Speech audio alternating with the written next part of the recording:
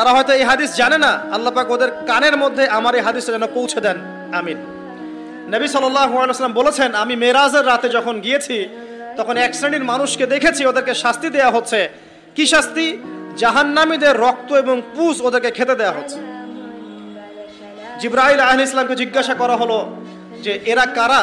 তিনি বললেন, এরা আপনার উম্মতের সেই সব ব্যক্তি যারা মাদকদ্রব্য সেবন করত।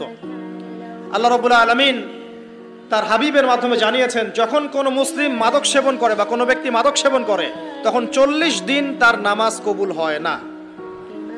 এরপর যদি সে তওবা করে তাহলে আল্লাহ পাক তার তওবা কবুল করবেন ইনশাআল্লাহ।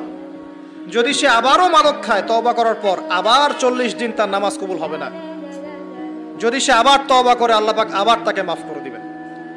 যদি সে আবারও মাদক খায় আবার 40 দিন তার নামাজ কবুল হবে না। তারপর যদি আবার তওবা করে আবার আল্লাহ তাকে মাফ করে দিবেন। এরপরেও যদি সে আবার মাদক দ্রব্য সেবন করে, নবী সাল্লাল্লাহু আলাইহি ওয়াসাল্লাম বলছেন তাকে আল্লাহ রাব্বুল আলামিন পরকালে মৃত্যুর পরে তিনাতুল খাবাল পান করাবেন। তিনাতুল খাবাল। জিজ্ঞাসা করা হল, ইয়া রাসূলুল্লাহ, তিনাতুল খাবাল কি জিনিস? নবী সাল্লাল্লাহু আলাইহি ওয়াসাল্লাম উত্তর দিচ্ছেন, এটা হচ্ছে জাহান্নামীদের রক্ত, মাংস, এগুলো পুড়ে পচে যে রসটা বের হবে, এটা হচ্ছে তিনাতুল খাবাল।